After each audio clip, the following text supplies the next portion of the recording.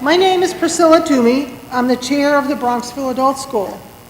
It's Bronxville Adult School's 75th anniversary and also Casablanca's 75th anniversary.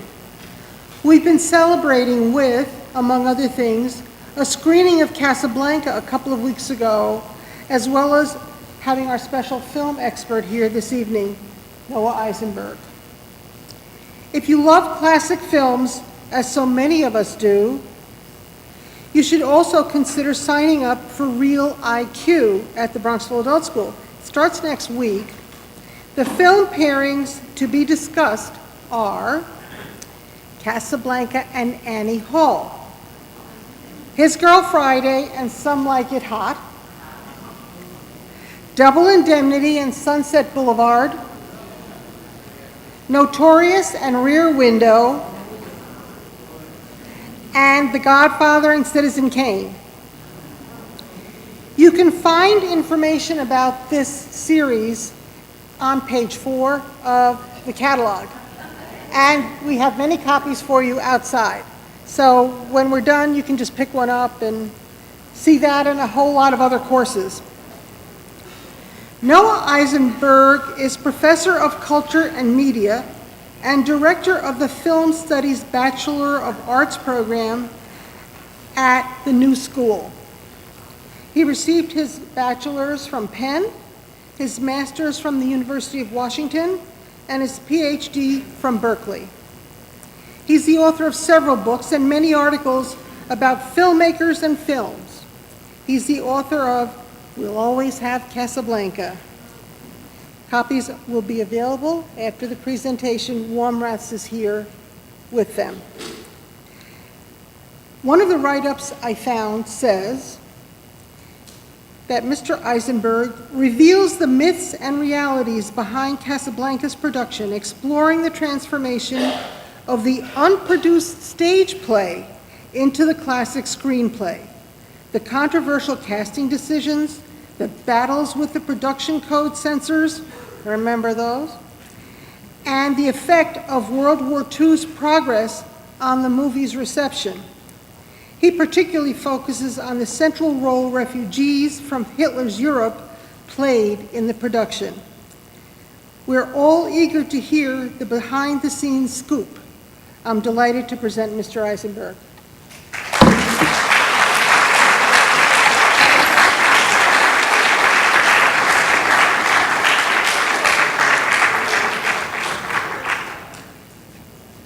Thank you, Priscilla, for that very generous introduction. I want to thank Celia and Mary and Joyce and everyone else who put in their time and energy to make this event happen. I'm delighted to be here. It's a real pleasure, and to celebrate 2 75th anniversaries in one.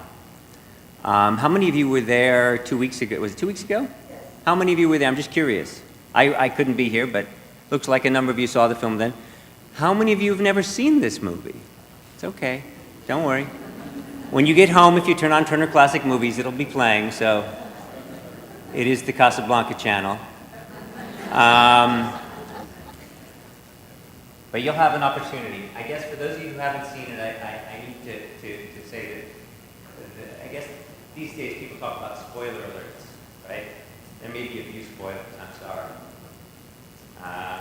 But you'll have the opportunity to watch the film, I assure you. What I'd like to do with you this evening is I'm going to walk you through a few critical turning points in the film and try to discuss different aspects from the refugee story that Priscilla just mentioned in her kind introduction to this extraordinary romance that at least took place on screen if it didn't off, to issues of censorship, to the war context and so forth. What I want to do, though, as I tend to do, especially when I'm here in New York, introducing screenings of the film and talking about the book, is to talk very briefly about how it all began. Because most people only, if you've seen the movie, and I saw it, haven't quite yet gotten there, but you will, you really don't know what it was that provided the source material for this film. And there was this unproduced stage play by the name of Everybody Comes to Riggs that was written here in New York City after a fateful journey to Europe in the summer of 1938 by a New York City high school teacher, an English teacher, 27-year-old named Murray Burnett, traveled with his wife Frances to Antwerp and onward from Antwerp to Vienna, just months after the Anschluss, after the annexation, the Nazi annexation of Austria. And he and his wife were sent to Vienna to help smuggle out precious valuables belonging to Murray Burnett's wife, Frances, and they succeeded. While they were in Vienna, however, Murray Burnett and Frances recognized the languishing refugees. People were waiting, many of them waiting in vain, to secure exit visas to make it across, as Murray and Frances would do, into what was then still unoccupied France. And from there onward to Lisbon, and Lisbon was that great embarkation point. We're going to hear the voiceover just a bit. It opens this cherished movie. But Murray and Frances, they smuggled out jewelry. He wore rings on all of his fingers when he boarded the train, pardon me, to France. And his wife was wearing a fur coat in the middle of summer. And they got on that train and they had a brush with a conductor, but they made their way across the lines into France and onward to the south of France, just outside of Nice. And their first evening in France, they traveled. There's a road that leads from Nice to Monte Carlo on the bluffs overlooking the Mediterranean. They went to a nightclub, a very smoky nightclub, with a polyglot crowd speaking all sorts of different languages, French and Italian and German, Russian and so forth. An African-American man at the piano playing a medley of jazz standards. Murray Burnett turned to his wife on the spot and said, "This would make a hell of a set." And back in New York City, 2 summers later, the summer of 1940, with his writing partner Joan Allison, he crafted this 3-act stage play called Everybody Comes to Riggs. And in this stage play, you have not only many of the characters that the Epstein twins, together with Howard Koch, would transform to the screen 2 summers later, but you also have the letters of transit. You have the singing of the Marseillaise. It's Sam, actually, who leads in that singing of the Marseillaise in the 3-act stage play. You have, as time goes by, Murray Burnett's favorite song while he was an undergraduate at Cornell that he listened to over and over again, wearing out the grooves in the record. It was the Rudy Valley recording from the 1930s.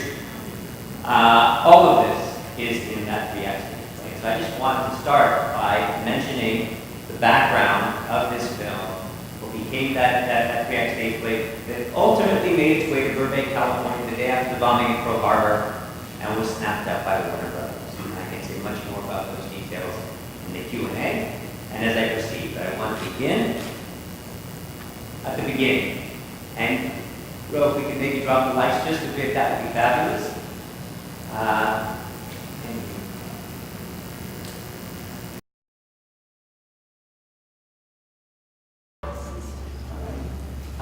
I mentioned the background of this 3-act stage play as a means of conveying the significance of the historical moment. I mentioned 2 that arrived in Burbank, California, just the day after the bombing of Pearl Harbor, prompting America's entry, of course, into the Second World War. When putting together the film in the spring into summer of 1942, Don Siegel, who's otherwise known for the invasion of the Body Snatchers that he went on to direct a decade later, he was head of the montage department of Warner's. And he received a memo from Hal B. Wallace. This is the beginning, not only of a beautiful friendship, it's the beginning of the signature productions by Hal Wallace. Now Voyager, just 1 year before, was the first of those signature productions. And so Hal Wallace really had artistic control, so to speak, over this film. And he sent it a very, very forcefully worded memo to Don Siegel saying, I want you to focus on the globe. The globe is really, really important.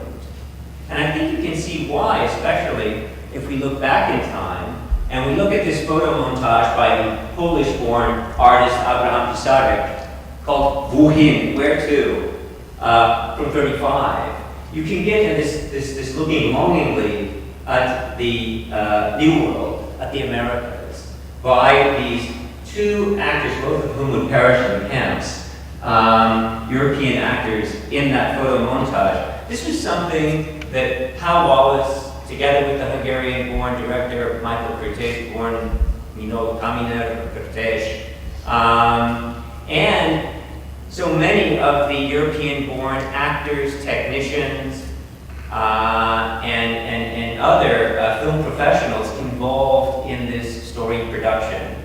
And so I want to focus on that aspect as we move through certain turning points, as I was saying at the outset. And I want to focus first on the scene in which we have a childhood star from the theater, Kurt Bois, who plays the role of the dark European, as he's called on the script. He's the pickpocket here. And he's going to describe for this English couple what has just occurred after this is Paul Andor, who plays the man who's asked for his papers, another one of these languishing European refugees in Hollywood that were flooding the studios of Hollywood during the 1940s, who come over courtesy of the European Film Fund. In many instances, this was a group that was founded by the agent, Paul Kohner, by the director, Ernst Lubitsch, and by the screenwriter, Salka Viertel, where actors would pay money into the European Film Fund, and in turn they would provide affidavits for these refugees in Europe. But Kurt Bois made his way over, courtesy of the European Film Fund, and he's here explaining what just occurred early on, the first reel of the film, when Paul Andor is shot in the back before that looming, ominous mural of Marshal Patin. You can remember the scene for those of you who were there 2 weeks ago. For those of you who were not, I guess this is one of those spoiler alerts, I'm afraid. All right, so here we get the explanation from Bois as the dark European.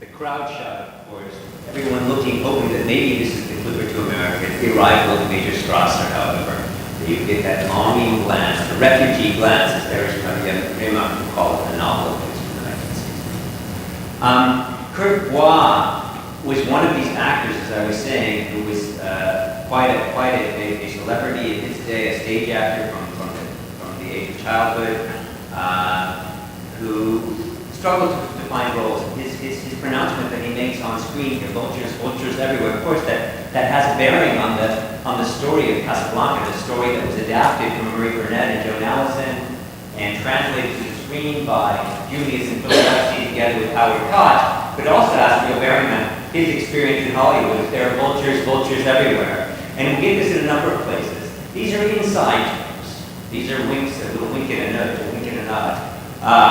And you get this, for instance, too, in Lovely Park. I'll take you as we enter into Rick's Cafe American, and Arthur Edison's camera gently pans across the tables. We hear snatches of conversation inside of Rick's Cafe, presumably reminiscent of the conversation in the milieu that Marie Burnett and Francis experienced on the bluffs above the Mediterranean. I'm going to take you there in just a moment, but what Loki Palfi said, she's selling her diamonds, she said, can't you make it just a little more? She said, there's only one line of dialogue. Again, critical for the story, perhaps. Maybe it's something that's a bit more tangential to the plot, but certainly it's part of the story. It's also her predicament in Hollywood. Can't you make it just a little more? And we'll get there in just a second. I just want to show you very briefly, too, the focus, because we lose sight of this. We think of Casablanca as all of these BFI, the British Film Institute, AFI, the American Film Institute, these listings. It's always up there ranked at the top. Greatest romances of all time. It's hard to think about what lies beneath that romance. But at its heart, it's very much a refugee story. And I will, of course, focus on the Romans as we will have to. But you see all of these different people who were mere day players, people brought in extras, who are shown on screen. Of the some 75 members of the cast, almost all were European-born, emigres or refugee actors. Of the 15 credited actors, only 3 were American-born. Arthur Dooley Wilson, Sam. Humphrey Bogart, you've heard of him maybe. And Joy Page, you probably haven't heard of her, that's Jack Warner's stepdaughter. She plays Adina Brano, a Bulgarian refugee. That's her big part. So much for nepotism. Anyway, I wanted to take you, as I said I would, inside of Rick's Cafe American, where Arthur Edison's camera will take us. And I want to focus on these different figures that we encounter in that work. And it's very, very quickly. Michael Curtiz was nothing if not efficient. In the 1960s, when the French critics around the quartier du cinéma, when they began to speak of what they called la politique des auteurs, the focus on these artistic directors, the signature stamp by these auteurs. Mike Curtiz was not in that pantheon, but he is the master of efficiency, and we will see how quickly he takes us through Rick's Cafe here. Again, Ro, if I could get you to drop, thank you so much.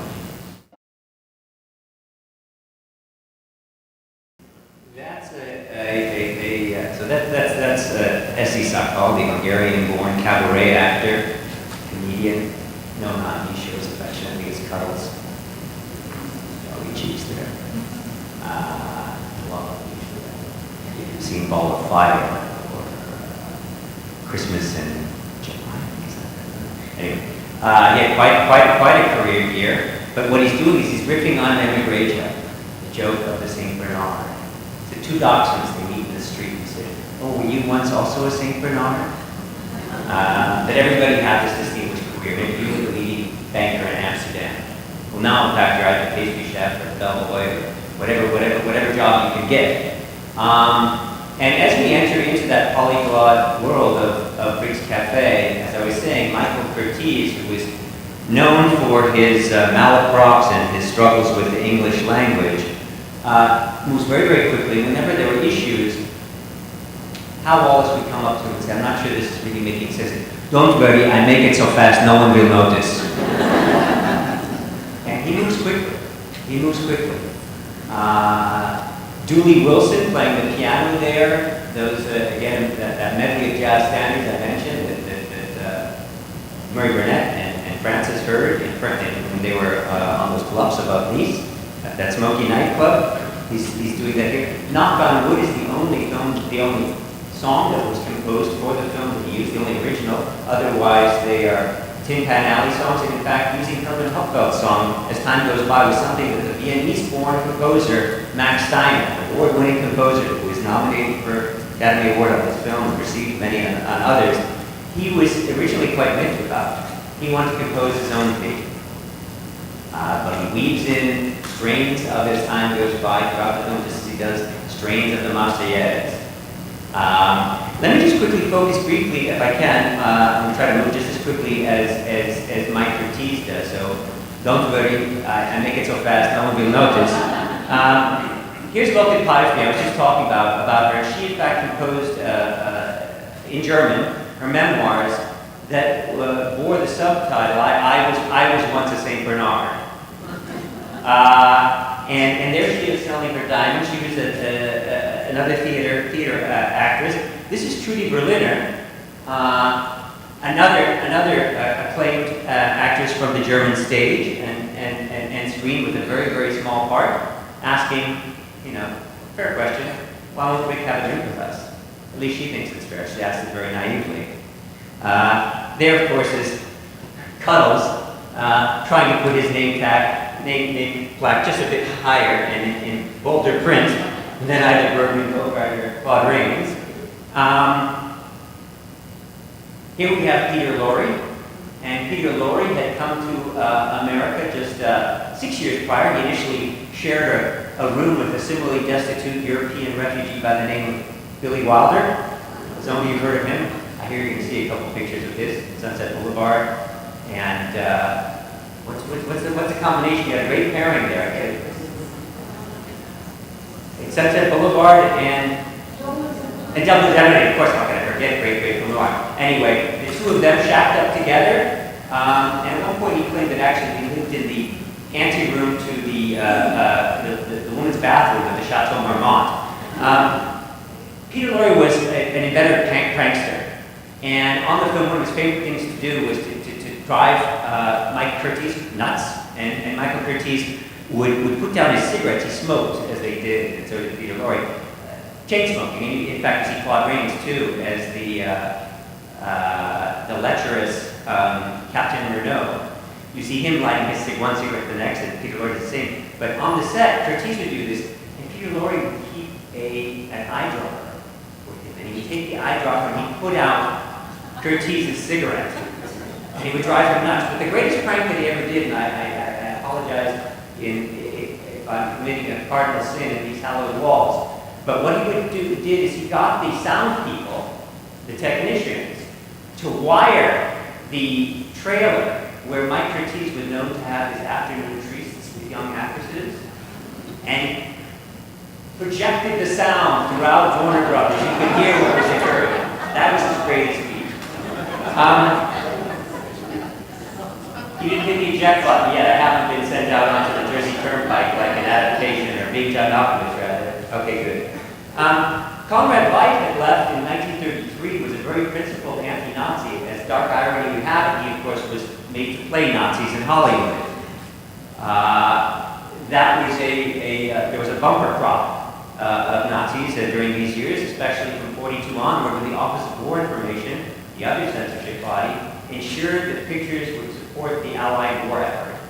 And Conrad Veidt was a principled anti-Nazi who, in 1933, when asked to submit his papers to the Nazi regime, when asked of his religion, he was not Jewish, but he wrote in bold block letters, he wrote Jew as his background. He was married to the Jewish Hungarian actress Lili Praga, but he himself was not. But that sort of principled opposition is what prompted him to leave, and to leave quickly. He'd already performed in Hollywood, and when he returned in the late 20s and into the 30s, so he was in Hollywood in the late 20s, returned to Germany 31, I want to say, and could already sense that things were looking awfully dark and ominous. Sensed that much earlier than most people, thought that the storm would soon blow over. And so he made his way to England and on to America after the production of Casablanca Rap. It was not long before playing golf on the Hillcrest Golf Course in Los Angeles. Did a massive heart attack and passed away. Here's Mike Curtiz accepting the Oscar for Best Picture. It was the Best Picture of 1943. That was when the film went to general release. It premiered Thanksgiving Day 1942, so we're about to hit that precise 75th anniversary mark in just a bit. Even the resistance fighter here, Victor Laszlo, played by Paul Henry, he too was a principled anti-Nazi and left with his wife first to the UK and played in a few pictures there. Night Train to Munich, for instance, in which he plays a Nazi. And then came to Hollywood. He really made a name for himself in Now Voyager, the first of those Hal B. Wallace signature productions. His greatest gesture ever may have been lighting 2 cigarettes and handing one to Betty Davis.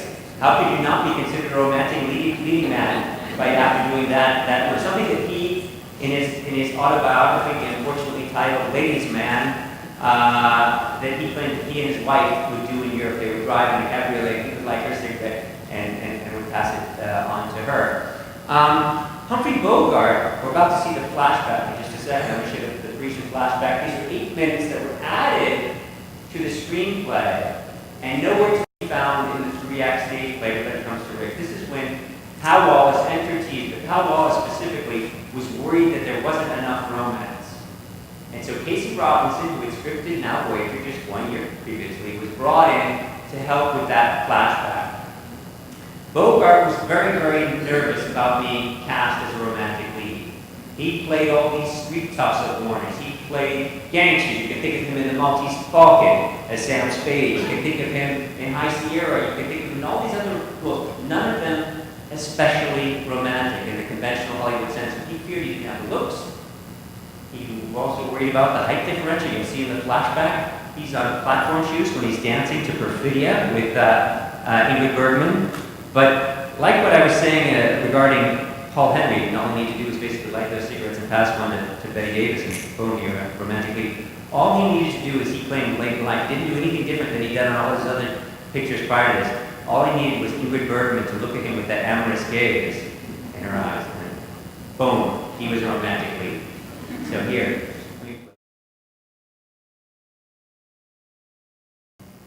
Airdropping that comment into the Parisian flashback, namely that her husband is dead, is so important. No sign of approval from the Production Code Administration, the Hays Code, without a dead husband. Adultery? Not a chance. 42. No way.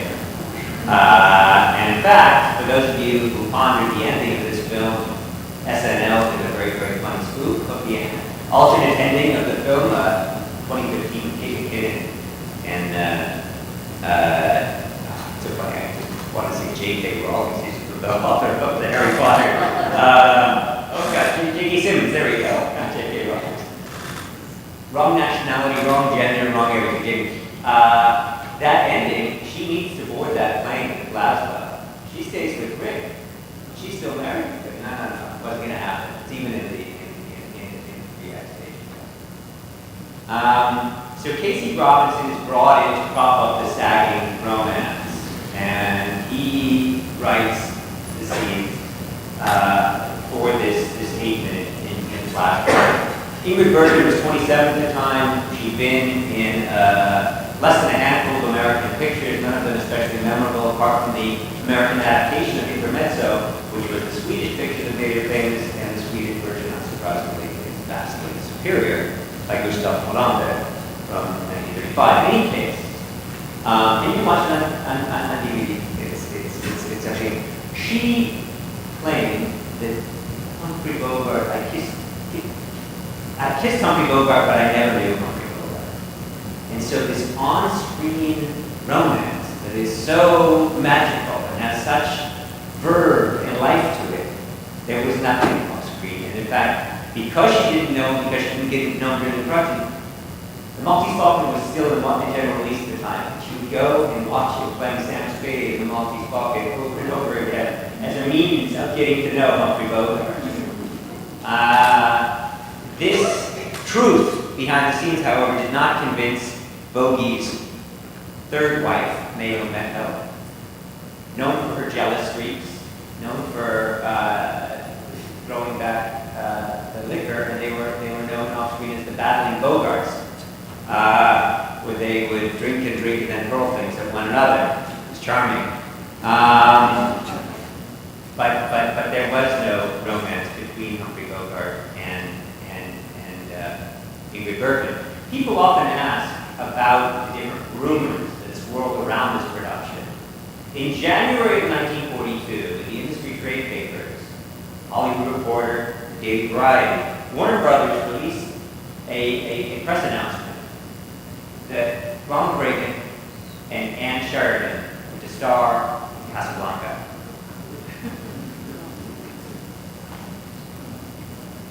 Would have been a very different picture. They, at the time, were playing opposite of one another in a film, Warner Brothers production, in general release, known as King's Row. This was a ploy by many, all the majors certainly, to get bold-faced names. You wanted to draw attention to your actors who were drive them to the box office, get them to see them. But there was never any intention. In fact, Jack Warner had his heart on George Raft for Rick playing. He thought that George Raft would make a great another regular Warner Brothers played one of the tops.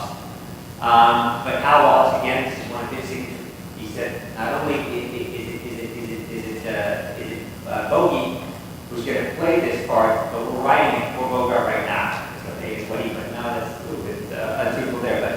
it was, in Hal Wallace's eyes, it was always, and Christine wrote this too, it was for learn. Let me speak a little bit about some of these other players, the lesser known. We can come back to the leads, and I'm more than happy to answer questions during the Q&A.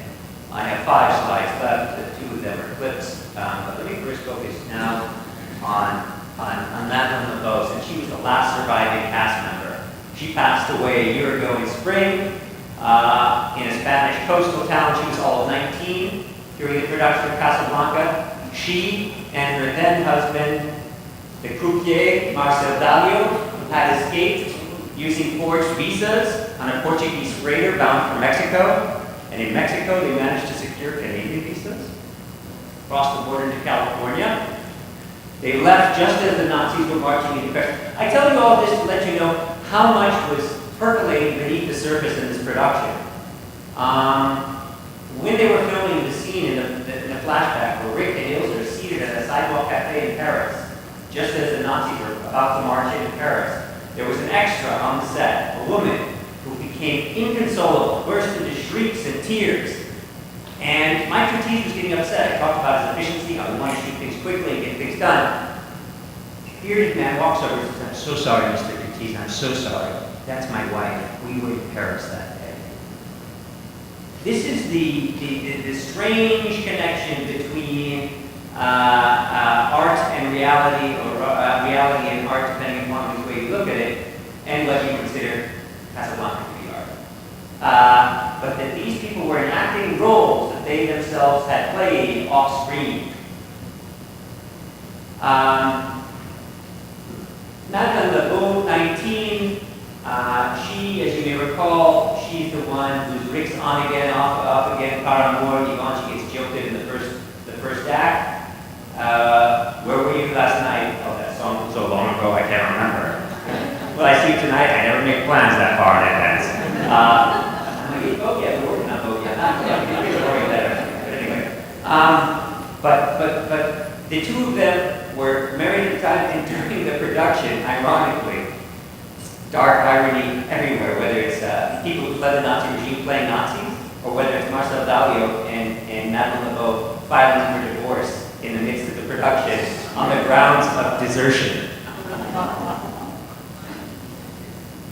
Here we have Anina, I mentioned too, this is Anina and Jan Brandl. So Anina is that's Jack Warner's stepdaughter there, Joy Page. This is the Austrian-born Helmut Dantine. And Rick, we can talk about his character arc, as I do at some length in the book, but moving from that claim of I stick my neck out for nobody, that's the title of one of the chapters, that this profession of isolationism, even though Sidney Greenstreet will tell him it's not a valid policy anymore, foreign policy anymore, to doing just that, sticking his neck out. I hear that 22 is a good number, by the way, to be able to play at the roulette table. This is the scene when that takes place, and this is the transformation that will bring Rick back to the fight. We know that he ran guns to Ethiopia. We know that he fought on the side of the loyalists in Spain during the Civil War. And those are lines that Howard Koch, a very politically minded screenwriter with Right Mission in Moscow, just won to get the Trojan Award just 1 year later for Warner Brothers. Those are his lines.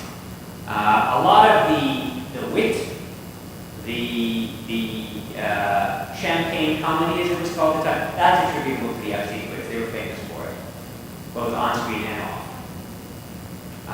And I can talk about that just a bit. So Arthur Dewey Wilson here, standing with Rick, he's really, look, there are moments when he will refer to Rick as boss, but Rick refers to him as sir. They travel together, they're companions, they're friends. In that flashback, when they raise their glasses of champagne, Sam is there drinking with them. Not only drinking with them, but it is a young Ingrid Bergman playing Ilsa who raises her glass to Sam, and Sam raises her glass to her. This is 1942, mind you. When the film played in New York City, the Amsterdam News, the black newspaper in Harlem, wrote extolling the virtues of Dewey Wilson's character. He's not a Pullman porter. He's not a domestic. He's not a shoeshine boy. And it told, the critic writing for the Amsterdam News told the readership, you've got to go see this picture. These are real advances that are taking place. Now, when it played in Harlem, I was also told, this is after the book was done, I wish I had this anecdote because I love it dearly, is that when they would play the film, they would play it all the way through, and they'd go back and play the scenes with Sam once more. This is a scene that forms a kind of a cornerstone in the book, a chapter that's called Such Much, and I think you'll see in a second what I mean by that.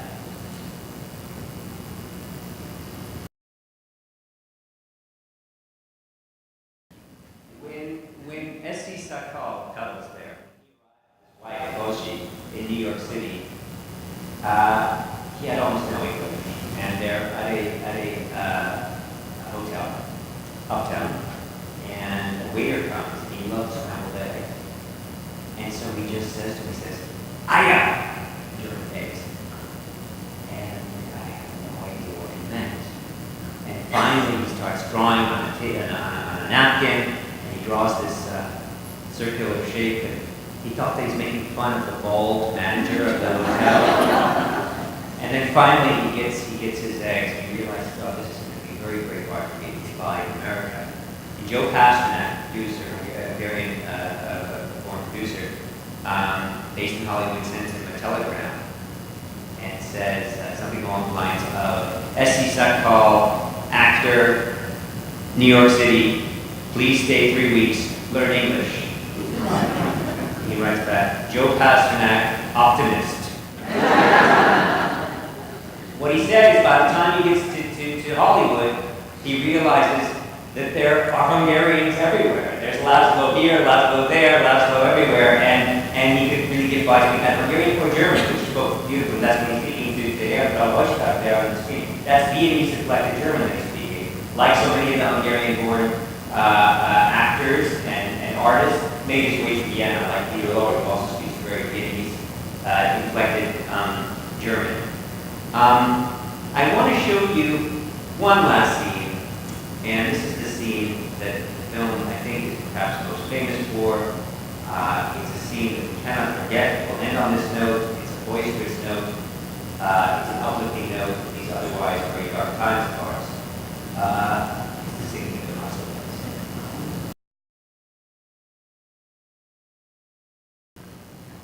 I was doing an event at the Midtown Manhattan Library just a week after my phone had been elected, and I don't know what was in me, but I had this scene prepared. Somehow we were running behind time, wasn't going to go, and people were like, "Do you go to Marseillaise?" So I had to play.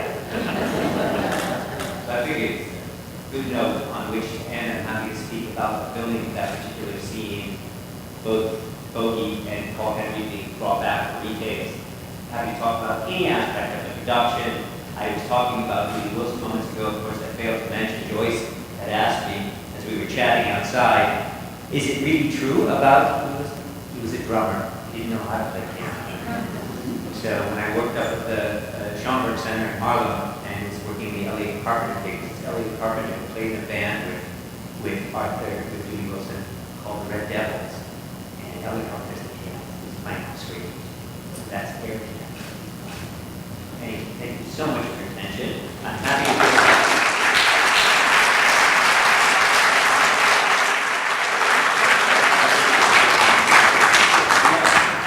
Let me do this so that people can hear you. Go ahead and do this. We're going to share. So the playwright teacher, you said it was an unpublished play. Correct. Yes. Marie Burnett, playwright, English teacher at the high school in Manhattan. Yes. Okay. So how did that get into the hands of the screenwriters, and was he ever considered to write the screenplay? But that's a great question. So here's the story. Marie Burnett and Joan Allison, like any self-respecting playwrights in the summer of 1940, had their heart set on Broadway. Broadway, that's the gold standard. That's what you want. When they struck out, and they had a good agent on 42nd Street, sent it around to all the Broadway producers, who think zero nostalgia like, and when they didn't find any takers on Broadway, they said, you know what? Let's try our hand in Hollywood. Paramount apparently gave a low ball MGM expressed some interest. Warner Brothers snapped it up for a cold $20,000, which was the most money ever paid for an unproduced stage play. When they took the money, careful out there, all you artists, when you take the money and you sign the contract, you sign away your characters. And it took years, half a century, before Murray Burnett actually was able to have the play produced. It was produced at the Whitehall Theatre in the West End of London in 1992. So I wasn't joking about half a century. But no, he was not considered. They brought it in, they put it through their... The studio system in Hollywood was such that it was really almost like an assembly line, a factory. And they had contract writers. And so what Hal Wallace did, once this very, very wise head of the story department, a woman named Irene Lee, spotted the production, spotted that 3X they said this would be great, especially if America's just been bombed. This is perfect. Just the topicality could not be disputed. In fact, that topicality, that's what made them rush it. And instead of releasing it in 43, as was the original plan, they had it premiere at the Hollywood Theater in Midtown Manhattan on Thanksgiving Day, 1942, because the Allies had just landed on the beaches of North Africa and General Patton's troops were victorious. Talk about historical, fortuitous or auspicious circumstances, so, or historical timing. But so they ran it through the contract writers. At that point, by then, Murray Burnett and Joan Allison, they signed away, so they were off. They did, however, it's interesting. They went out to Hollywood, and they worked at the Dream Factories for a while as well. It didn't work for them. They weren't suited to it, and both of them ended up returning to New York.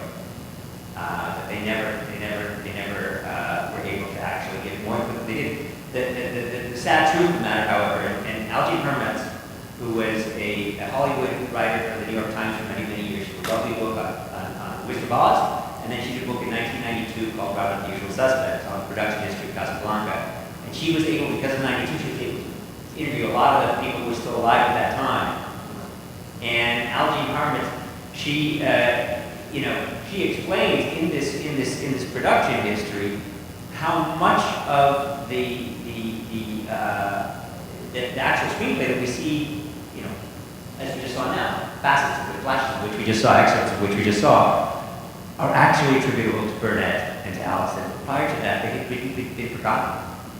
Not just forgotten, but Howard Koch, unfortunately, he wrote a very misleading characterization of the screenwriting process. And what she says, basically, they gave him the setting of North Africa and Rick's Cafe, and that was it, which couldn't be farther from the truth. Yeah. Oh, you got next mic? Thank you, Rose. I understand there are a lot of different endings in mind for Casablanca. I just wondered what the process was. That's a great question. The question here was about the endings, a number of different possible endings. I mentioned the publicity piece for Ronald Reagan and Ann Sheridan and how that was planted in the industry trade papers. Well, the ending story, too, is one of those great sources of conjecture, but it turns out to really be more or less Hollywood mythology. They did play around with, there were, or at least was one, possibly two other ways of doing it. They did, for instance, the scenario of having Captain Renault, Claude Rains' character, and Rick be shown an additional scene after reaching that Free French garrison in Brazzaville and fighting with the Free French. That they were unable to do. Claude Rains was on his beloved farm in rural Pennsylvania at the time. They were done with the budget, more or less. They had already gone beyond budget. That was impossible. But the final line of the film, that one of the many, many indelible or iconic lines in the history of motion pictures, Louis, I think this is the beginning of a beautiful friendship. That's Hal Wallace applied that line. So that line was not either the Epstein brothers or Howard Koch. They had Louis, I thought you'd mix a little, what was it, I think a little patriotism with larceny or something along those lines. I'm trying my best to recall the exact wording of that line, but it was Hal Wallace's line, Louis, I think this is the beginning of a beautiful friendship. As for these other scenes that there was talk, so I mentioned that Max Steiner not wanting to use as time goes by and wanting to compose his own theme. In order to do that, however, they would have needed to get Ingrid Bergman who was working who had already signed on to play the role of Maria in the adaptation of Hemingway's For Whom the Bell Tolls, and she cut off all her hair. So they couldn't do that. No possibility of retakes for that. Just as there were no possibility of retakes for Claude Rains, who was long departed in his farm in Pennsylvania. What was right about that time? What was behind that idea of using roundup usual substance? Okay. At the beginning, and then did it right at the end? Excellent question about Roundup the Usual Suspects. Another one of those great iconic lines. Julius and Philip Epstein were twins. They grew up on the Lower East Side. They were wrestlers. They both wrestled at Penn State University. And Julius began crafting plays already as a college student. They were known to finish each other's sentences. They'd already worked on several films, as the screenwriters, that is, and they're driving down Sunset Boulevard. And there's a curvy patch of Sunset Boulevard just before you hit Beverly Glen. I'm an Angelino, so I'm talking about this if you know this the way you know how to get there. Anyway, and at the moment they hit a red light, and they're not sure what to do with this how are they going to get to the end of this picture? What's going to work? They need a great poetic conceit. They turn to each other at that red light and say, "Round up the usual suspects." That's how the line got there. It was twins thinking alike, and they would laugh. So Leslie Epstein, for many years, was the head of the graduate writing program at Boston University, an acclaimed novelist in his own right. As a young boy in the Pacific Palisades, his father, Philip, who died young, and his uncle, Julius, they would work together in a study, and he would hear them laughing and laughing as they were writing screenplays. Like, this is the greatest profession. I somehow need to get into this profession. He went on to write novels.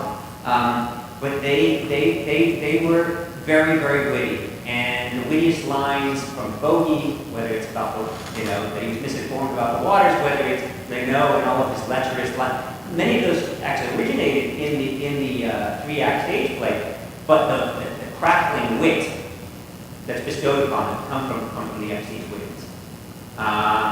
They too, like Peter Lorre, inveterate pranksters, they would show up on the lot of Warner Brothers, Burbank. The writers were expected to be there at 9 a.m. And Jack Warner yelled at them. He said, lawyers show up at 9 a.m., bankers show up at 9 a.m. I want you to show up at 9 a.m.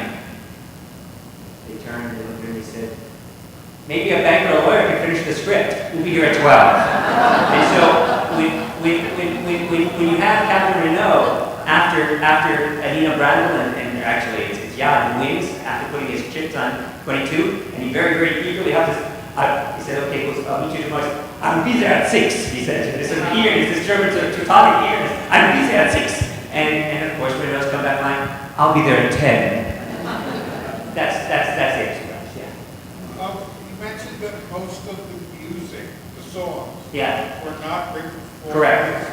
Did they have to pay royalties, or how did they have to pay? Yeah, well, okay, good question. These are the kinds when you want to stay at least within budget, if not under budget. And Mike Curti is efficient, and you finish his pictures within the set, production schedule, and you usually be right around the budget at the end. What do? You use the music for which you already hold the rights. So when they're dancing cheek to cheek and Bogey's on those platform shoes to Perfidia, they held the rights for Perfidia. So they used Perfidia in that instance. And the same was true, but they wanted to do, so the Nazi anthem that we hear is not, the Horst Wessel-Lied or Deutschland, apparently they couldn't get already at war with the Nazis. They're worried about the rights. Anyways, they ended up using Die Wacht am Rhein, which was not really a Nazi song, but I guess because they could get it inexpensively. And they would use it, so knock on wood, when Sam is singing to knock on wood, that's the one song that was originally composed for the film that they used. They shot, I can't remember the name of the other song, but it didn't work out. So they put those back and back. Did they know when they were making that this movie was going to be Great question. Great question. I begin the book with an epigraph by Ingrid Bergman. The question was, did they know at the time whether the film was special? In case you didn't hear. I begin with an epigraph by Ingrid Bergman. It's from around, I think it's around in the 70s, an interview from the 70s, in which he says that there's something almost mystical about Casablanca, that it fulfills a need that was there before the film. And I think there's something to that. Nobody, it's a roundabout way of saying that nobody had any idea that we go on to occupy the place that it did. But there was something larger there. I showed you the scene I had to, with a certain moral imperative to show you the Marseillaise. And when shooting it, so this is when I mentioned Yvonne, Madeleine Legault, the last surviving cast member, 19-year-old French woman. In the first act, directed by Rick. Third act, she comes on the arm of a Nazi played by Heinrich von Twarowski, another one who was persecuted and had to flee the Nazis. He was homosexual and was out, and he was donned the Nazi uniform, and he comes in with Madeleine Legault at his arm. She stands up and sings the Marseillaise. The tears streaming down her eyes are tears, real tears, and Abdul the barman, Abdul the doorman, played by Dan Seymour, he was interviewed by Algie Herman. He'd long passed by the time I began my book. But Algie Herman got to him and interviewed him. He said, at that moment when I saw everybody crying, singing I realized that they were all refugees, all immigrants. That was only then that he recognized that. What I'm trying to say is that there was something more urgent, something authentic, something real. This is a Hollywood confection. It could have just been a glossy piece of kitsch, but it's not. Pauline Kael, who really didn't have many nice things to say about this movie, she called it schlocky romanticism. When interviewed by R.G. Hamlet, she says, you know what? Had it not been for all of these European-born actors, there's no way it would have had that amazing patina of authenticity, that veneer of authenticity, and that sense of urgency. And so she recanted her position to a large degree in conversation with Hamlet. And I think that is where the love story, look, we can't, I keep focusing on all these refugees because that's something that I think today especially is, really strikes a very powerful chord, a resonant chord. But the romance too, for which the film is really best remembered, it's the only film in which Bogart and Bergman ever played opposite each other. And as I was saying moments ago, there was no real off-streak of how they managed to do it. Bergman was very, very worried, and she would go and see Mike Curtiz and Hal Wallace during the production. She didn't know whether she needs to know, am I going to get on that plane with and you asked about the endings, you sir asked about the endings. People said, oh, wasn't there an alternate ending where she actually would stay with Bogart? No, there never was. But throughout the production, Mike Curtiz, again with his slightly impaired English, and I think he liked to play with that bit, but he said to her, don't worry, play it in between. Play it in between. And in between she played it, and that's also, I think, again, she played it as if she doesn't, am I leading with Laszlo, am I staying with Rick? Am I team Laszlo, am I team Rick? And I think that was something that was also just very, very smart, and may have been, who knows, an unintended consequence, and I can't really say. But that romance too, and that romance is something that we return to. It's not for no reason that the film plays on Valentine's Day now at the Rattle Theater, where it played for many. I don't know how many. It was the Harvard Club that I had a chance to meet Mary and her husband, and or at least they see me. I think that's the way it went. But I saw you somewhere in the crowd. But at Harvard, of course, and Radcliffe during a reading and exam period twice annually, if not more frequently, they would play the Bradley. Students would flock to it, and that too has to do with its staying power. Once it became a part of students, I don't know how many of you saw it in student film societies, or maybe even up in Cambridge, Massachusetts, but it took on a kind of cult status. Maybe not quite Rocky Horror Picture Show, but a kind of, you don't throw rice, but you do shout out lines. And in David Denby's review for the 70th anniversary of the film in 2012, he tells a story about how the projector stopped near the end, and all of the people in the audience at the Brattle Theater yelled out in unison, "Louis, I think this is the beginning of a beautiful friendship." Who knows what it's a prophet for? Print the legend. The man who shot Liberty Valance. Yes, please. Speaking to the comment about how was this reviewed by the Yeah, good question. How was this reviewed at the time? So Pauline Kael, her review was later.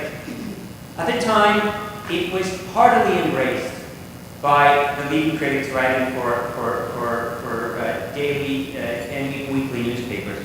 There were a few dissenting voices. Manny Farber, writing in the New York Times, published a piece called "The Warner Boys in Africa," and he called it another Hollywood phony. Almost like Holden Caulfield might have called it, but it's a Hollywood phony, an epic phony. And that's, I knew it wasn't quite right. An epic phony. And then James Agee, writing in The Nation, he was skeptical as well. But in the roundup of 1943, those movies that he decided deserved a bit more ink spilled over them, he came back to Casablanca and realized that this was something that people were still really talking about, that it must have had something. But initially he found it kind of unmemorable, unremarkable. Apart from that, though, the reviews were extremely, extremely positive. I think it's positive crowd in the Times said it's the kind of picture that makes your heart stop and your spine tingle and your heart miss a beat. Which is kind of right. Anyway, but yeah, so it was very, very positive. And it has remained a film that has been positively received over time. There are a number of pictures that did very, very poorly at the box office. You think of Citizen Kane, you think of Vertigo, that then over time became these great, great classics. In fact, Vertigo just beat out Citizen Kane in that BFI poll that they did, the top 100 pictures. Any other questions? Oh my God, crazy. Go ahead, come on through. You sure? Kind of fun. Correct me if I'm wrong, but I think the audience was maybe 2 years before this? 3. 3 years, okay. So that's a story of romance, very tumultuous time in history. And I was just wondering if that had any impact on kind of the premise on this. Well, David O. Selznick was Bergman's handler, so to speak. He held her contract. He's the one who brought her over from Sweden. And Selznick, of course, had a go with the wind as well. Apart from that, I don't know. Blustery romance, I mean, you get more of that in Now Voyager than you do to a large extent. In Casablanca, because that swagger of Rick Blaine, he still has a little bit of a Sam Spade in him, maybe a lot of Sam Spade. It's a very different, it's not an epic, period piece. It's a very different picture. But it does tap into a similar emotional register and elicit a kind of ardent response. I think it holds up better historically than Gone with the Wind, for obvious reasons. That's a great question. In the back. How long did it take to make this? So they began the production in May, and the production wrapped in August. I wish I could give you exact dates. I'm somewhat arithmetically challenged. I'm not good with statistics. I went to Penn. I thought maybe, just maybe, I could, this is the go-go 80s. I thought, oh yeah, Wall Street's my calling. And I took statistics. No way, not a chance, never. Was that or Econ 1? I can't remember what was what did me in, what was the last nail in my coffin. But it was made in the final days of spring and into summer. They managed to do it, I think, more or less within the production schedule that was allotted to it. People have claimed that it was had a B, sort of a B budget, and it was thought that's another one of those Hollywood myths. It was always thought it was an A picture. It doesn't have a multi-million, in fact, it barely hit the million mark. So this is not an MGM multi-million-dollar budget, or even for that matter, compared to Gone with the Wind. It didn't have as large of a budget. But they managed to do it relatively quickly, and then rush it into release. That's the genius of Jack Warner. Jack Warner was not the easiest person to be around. And there's a wonderful new book by David Thompson, one of our great film critics, based in San Francisco, but British-born. Just came out from Yale University Press a couple weeks ago. It's called The Warner Brothers. And you get the whole story of Jack and Harry, and there are other two brothers, but it's really Jack and Harry's company. And it was Jack who had the business acumen. It really was, that's what he was concerned with. And he made sure that things came in on time. And he made sure that this too, that they would take advantage of auspicious historical circumstances and get this picture to premiere in New York City, Thanksgiving Day. Be happy to speak with you outside and happy to sign books if you're so inclined. I hear they make great early Christmas, Hanukkah, Kwanzaa gifts. I just heard that. Somebody told me before I came in. Anyway, thank you so much for your attention.